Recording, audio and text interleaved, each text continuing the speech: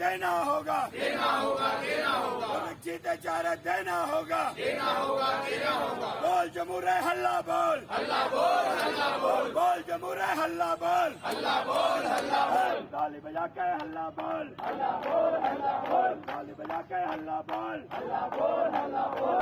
छत्तीसगढ़ के सरकारी कर्मचारी अपनी 2 सूत्रीय मांग को लेकर आंदोलनरत है। डीए और एचआरए की मांग को लेकर जो है सरकारी कर्मचारी अनिश्चितकालीन हड़ताल पर है। वीरेंद्र दुबे हमारे साथ हैं।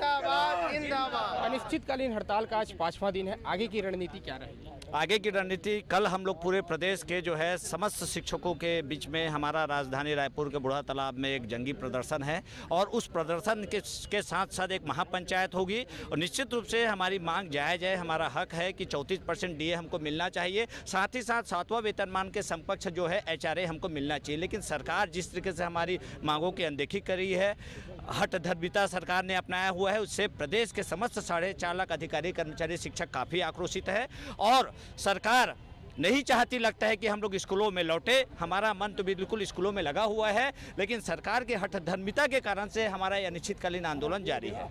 कर्मचारियों का जो है 2 गुट, एक अनिश्चितकालीन पे बैठ रहे हैं आप लोग, उनका अनिश्चितकालीन है, आज खत्म हो जा रहा है, तो सरकार के सामने आपकी ताकत कम नहीं हो रही है? अलग अलग गुट में आप धरना प्रदर्शन कर, देखिए बिल्कुल ताकत कम नहीं हो रही है। इसलिए नहीं हो रही है ताकत कम क्योंकि 25 से वो भी बैठे हैं, 25 से हम भी बैठे हैं, इसलिए सरकार के ऊपर जो दबाव बनना चाहिए वो बन रहा है। लेकिन उनके लिए सोचने का विषय है कि आज आंदोलन समाप्त कर रहे हैं, लेकिन सरकार अभी तक न वार्ता की है और न ही किसी भी प्रकार का उनके साथ जो है ऐसा कोई समझौता हुआ है कि इतने महीने में या 20 दिन बाद या 1 महीने बाद हम इसका जो है 34% डीए या एचआरए जो है 7वां वेतनमान के समकक्ष दे देंगे। तो मुझे लगता है कि मैं आपके चैनल के माध्यम से उनसे निवेदन करना चाहूँगा कि वह भी पुनर्विचार करें और जब तक मांग पूरा नहीं होगा तब तक आंदोलन उनको करना चाहिए। हमारा आंदोलन तो जारी है। तो आज से उनका जो है आंदोलन खत्म हो जाएगा, काम काज में लौट जाएंगे। आपने कोशिश नहीं की क्या अधिकारी कर्मचारी फेडरेशन से कि बैठ के बातचीत करते, एक साथ आंदोलन करते? बहुत अच्छा प्रश्न आपने किया। आज ही हमने पत्र जारी किया है, आज ही हमने पत्र जारी किया है। जितने भी हमारे संयोजक मंडल हैं,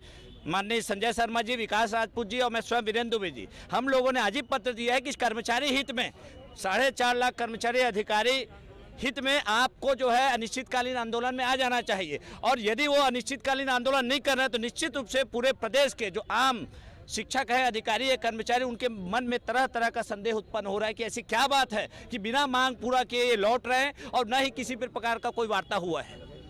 क्या है आर पार की लड़ाई माने इस बार जो आप लोग आंदोलन में उतरे हैं?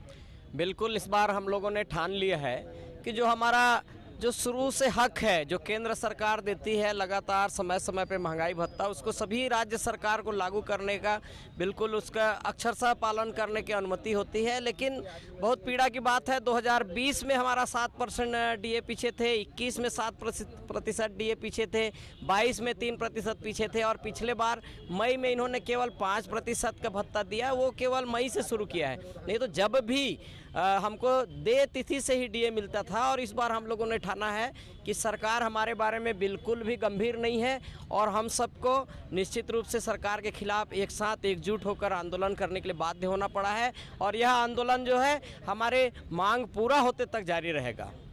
अपने मांग को लेकर आप लोग आंदोलनरत हैं, लेकिन स्कूल बंद है, तो ऐसे में अपने बच्चों के भविष्य के बारे में नहीं सोचा? हमको हमारे स्कूल के बच्चों की भविष्य की चिंता है, साथ साथ हमारे भी परिवार हैं, हमारे भी बच्चे हैं।